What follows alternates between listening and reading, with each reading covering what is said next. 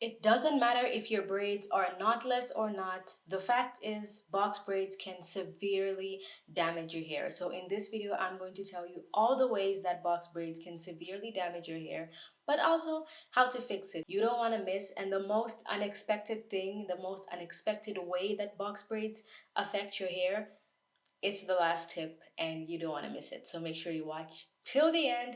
If you don't know me, my name is Angelica, aka Angie B, and this is the first episode in my series of protective styles that ruin your hair. Every single video will focus on one style that's supposed to be a protective style but can actually damage your hair if you do it the wrong way. So if that seems interesting, make sure you're subscribed to this channel. You can even join my membership, which will give you early access and other perks. Hit the subscribe button right down there as well as the bell so you get notifications every single time I post a video. Let's get into it. So the first thing about box braids that can actually damage your hair is one that I feel like used to be popular a few years ago, and then people stopped talking about it and people are confused right now. I'm gonna tell you because this used to happen to me every single time and I didn't know what the issue was. It's the braiding hair itself. So the most common braiding hair is made out of a synthetic fiber, which is called kinecolon. There's other fibers, but kinecolon is the most popular because it sort of mimics natural hair texture. And when you dip it in hot water, it makes that nice, soft and flowy texture. And it just works the best out of most braiding hairs. If it's not kinecolon, it's another fiber that is very similar and it is synthetic. These days, people are doing some human hair ones, but usually the base is still synthetic and then you add in human hair like the Zoe Kravitz braid. That hair has a protective coating on it, a chemical that prevents it from disintegrating, from going bad, from having a bad smell. Now, a lot of people are allergic to the coating that they put on that hair, including me. So how do you know you're allergic? Usually your scalp will become very red, very inflamed looking, and it will be extremely itchy. Even if the braids aren't too tight, it will just be this kind of itch that feels like no matter how much you scratch, it's just not enough. It's just a constant itch. Whether you use peppermint oil or whatever oils you put on your scalp, it still feels itchy. You are most likely allergic to it. So how do you get rid of it? The best way is to treat the hair before you braid it. Now, I know that back in the day, it was more popular for you to just buy your braiding hair, ask them how many packs you need, you get the hair, you take it to the salon so you could treat it at home. But now most braiders supply the braiding hair as well, so you just have to braid with it there. So you can either ask the braider if you can take the hair first or if they can treat it for you. I haven't had box braids in a really long time, so I don't even know if this is even a service that you can ask for, but there's two ways to treat it. The most effective way is to dip the braiding hair. Most braiding hair comes like in one huge braid already. You don't need to untie it, you don't need to do anything. Take it out of the pack exactly the way it is. You don't want to comb it, you don't want to braid it, you don't want to do anything, just leave it. Unless it's already unbraided, maybe you might want to braid it, but I think you can just keep it however the hair comes in the pack. You want to dip it in warm water, not hot because that's going to change the texture of the hair, but you don't want it to be cool as well. You just want it to be warm enough for you to put your hands in the water for like, let's say 10 seconds and it won't make you burn. That's warm enough. Not too hot, not too warm. And you want to add in a full cup of vinegar or apple cider vinegar. To be honest, I've tried both. They work the same. Apple cider vinegar is more expensive, so I find it unnecessary. I just use regular white or clear vinegar. You want to soak it in there for maybe 10 minutes or until you see a film come onto the top. It will look kind of cloudy and maybe a little oily. That's when you know that the film has lifted. Then you want to pour the water out and then rinse the hair just with water under the tap for a few minutes until everything is gone and you can't smell any vinegar. Then you just want to leave it to dry in the exact same way that you washed it. By the way, you're not going to be doing any washing or doing anything. You're just soaking it, lifting it out, squeezing out the extra water, and then letting it dry. Most likely overnight will be long enough, and then you can go ahead and braid the hair. And when I have done this, I have had no itching at all. Now, if the braids are already in your hair and your hair is itching like crazy and you're having this reaction, the second best option is to get a water bottle, a spray bottle, and use like a quarter part vinegar, then 3/4 and a half of water, and then spray that all over your braids, all over your scalp. Let it sit for like 5 minutes or 10 minutes. then go and wash it out with shampoo, and it should help. It won't be as effective as dipping the braids in the water before, but if the braids are already in your hair, what can you do? It's the next best option. How does this actually damage your hair? An inflamed scalp is a terrible place for hair growth. Your hair is going to shed more than usual. You will be scratching more than usual, which means you'll be irritating your scalp. You have more shed hairs. Your follicles could get damaged. The next thing about box braids that can damage your hair is another one that I feel personally is very highly overlooked, and this is braiding dry, brittle hair. So most of the time when you want to braid your hair, if you want to make it easier, the hairstylist will either blow dry your hair, or you might go to the hair salon with already blown out hair. Now, if they're using a really cheap blow dryer, it's not necessarily about the price, but a lot of cheap blow dryers, I've used many in my lifetime. There's this smell when they're blow drying your hair, and it smells like your hair is burning. Like it just smells burnt because the heat is not regulated properly. It's too hot. And when your hair is like fried, as I like to call it, it feels very dry, very brittle. Also, even if they use the correct blow dryer, if you didn't moisturize your hair properly, you haven't been deep conditioning it, and your hair is like in a very dry, unhealthy state, which is what a lot of people do, which is like, okay, my hair is in a terrible state. I don't want to deal with it, so I'm just going to throw it in braids for like a month or two, and then I'll deal with it when it's done. But the issue with that is when your hair is super unhealthy, it's super dry, it's super brittle, then you blow dry it on top of that, or even if it's air dried, during that braiding process, if your hair is extremely dry and brittle, it will be snapping off and breaking off just during the braiding process, even if it's braided by the best braider and they braided it really well and they didn't make it too tight and they didn't break your hair by detangling it wrong. You can still experience breakage because your hair is already susceptible to breakage because it's dry and brittle. So the solution, of course, is to make sure that your hair is deep conditioned even the week before, the day of braiding again, or at least the night before. Deep condition your hair again. Make sure that you have leave-in conditioner. Of course, you don't want your hair to be oily and have product in it because hairstylists don't like that. If you're gonna wash your hair at the hair salon as well, make sure that it feels healthy and conditioned before you put it into the braids. Okay, now the next reason why box braids can severely damage your hair is one of the most popularly known ones, but I feel like I have to say it still. This is braiding your hair too tight. When your hair is braided too tight, it breaks your hair in so many different ways. And the worst way is that it pulls your hair out directly from the roots. And that's why sometimes when you take your braids out, your hair might just feel thin. Now, everybody's hair sheds like 50 to 150 or even 200 hairs per day.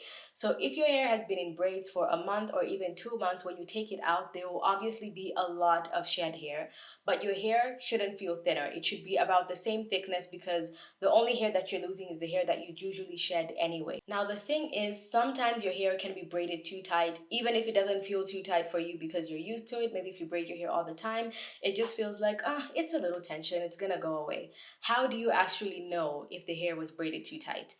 These are the two best ways to know. The first one is around the braids, especially around the hairline, but also just everywhere in your hair. If you see little white bulbs, little white dots all over your hair, all over your scalp, that is the root of your hair shaft. So all those little white dots, those are all individual hairs that were shed, that were pulled out. And this is usually within the first couple days. The next way is if you see little bumps that look like a rash or little pimples. Usually you see them around your entire hairline, but if you see them anywhere in your hair as well, this means your hair was braided too tight. So how do you fix this? One, before your braider even starts braiding your hair, tell them you have a sensitive scalp or whatever reason you want to give them. Tell them to please not braid your hair too tight. And then if they start braiding your hair and it's still too tight, I know this is difficult for a lot of people. It is not difficult for me because if I'm paying for a service, I'm not going to be mean about it or anything. I'll be very respectful, but I still am going to tell you exactly what I want. And if you get a little bit upset about it, you're going to deal with it. The easiest way to prevent your braids from being too tight is to first always just go for knotless braids, okay? I don't know why there's something of people saying knotless braids to calm my hair. Like, no, braids in general, we're going to rip out your hair. There's no way that a knotless braid would rip your hair out more than a braid with a knot, because that's like doing a faux lock. It literally tightens the braid right at the root where they wrap the hair around and then they start braiding. And if anything, I think knotless braids also just aesthetically look way better. Now, this is the part I'm going to address it, because I've heard some people say, well, multiple times when I've had my hair braided, it doesn't feel tight at all when it's getting braided until I get home or the next morning I wake up and my scalp is on fire and I'm like, how the hell did my braids get so tight? They didn't feel tight when I was braiding it. What do you do then? Well, there's two options. Is it mild discomfort where it just feels like you have a tension headache? If so, the best idea would be to get warm water, put in a little bit of conditioner, as well as 2 to 3 drops of peppermint oil and tea tree oil, and spray that all over your scalp. It will help loosen the braids a little bit and it will give your scalp some relief. However, if your braids are extremely tight, wetting the hair at your roots will make it even more prone to breakage and snapping, okay? So you're the only person who knows how tight your braids are. If they are severely tight to the point where you have a headache, you can't sleep, you feel like you can't move your head, this is the point where you ask yourself the question: how much does your hair cost? And being pain free, how much does that cost? If it costs more than what you paid for your braids, take them out immediately. If you think your hair costs like $200 and you'd rather have breakage and a headache and feeling sick, then keep the braids in. So hopefully that helped that one. Now, this next one is, I think, one that should be addressed because it's one of the most popular things that happens now. And while I haven't had my hair braided very recently, both my sisters have had their hair braided very recently a couple times, and every single time they have complained about this same annoying thing. And this is braiders braiding with too much product, whether that is a gel, a wax, a pomade, because obviously it looks really neat, it looks aesthetically pleasing, the parts look super clean, it just really makes the hair look really good. However, this comes with a lot of issues, okay? Firstly, it can clog your follicles, and this is extremely bad because clogged follicles are one of the worst things you can do for your hair because it stunts your hair growth. It can make your hair shed too much because there's too much product in the follicle. As you're braiding the hair with that, it can make it easier for hair to shed, to get pulled out of your scalp. It can make the breakage easier, and it also creates a barrier on the hair, which means once that dries out, if you don't wash your hair, it'll be very difficult to moisturize and hydrate your scalp and your hair shaft because you have put a coating of so much product on it that moisturizer doesn't penetrate through the shaft, oil doesn't even really seal it in. You just can barely get any product in there. And a lot of people don't actually wash their hair in braids. Like, you should wash your hair in braids, but some people don't. So if you don't wash your hair in those braids and you're still going in with oils and sprays, scalp relief sprays, moisturizing sprays, you are just building up tons and tons of product on your hair, which will just make it more dry even though it feels like it's helping. Now, this next reason why box braids can damage your hair is another one that, in my personal opinion, is overlooked, and this is using too much braiding hair per braid. So this is anything above like a 2-to-1 ratio for your hair. Your hair can't handle the weight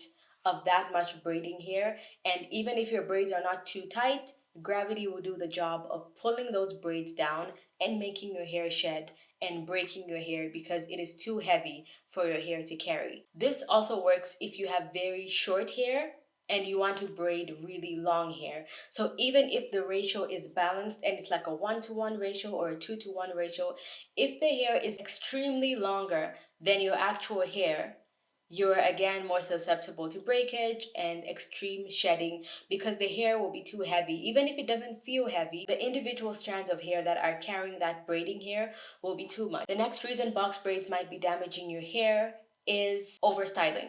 Okay, now of course we love fun hairstyles, but if you style your hair like you're looking for different hairstyles every 2 days, every 3 days, moving those braids around and especially tying them really tight, especially in something to do with an updo in any way, whether it's a half up, half down, a bun, anything like that, you have a higher chance of breakage and extra shedding because again, the hair is heavy. And now if you're making it tight or you tie it in really tight hairstyles, whatever those hairstyles are, again, even if your braids weren't braided too tight, the fact that you're pulling them constantly, styling your hair, will pull out those hairs and it will basically be the same thing as if your hair was braided too tight.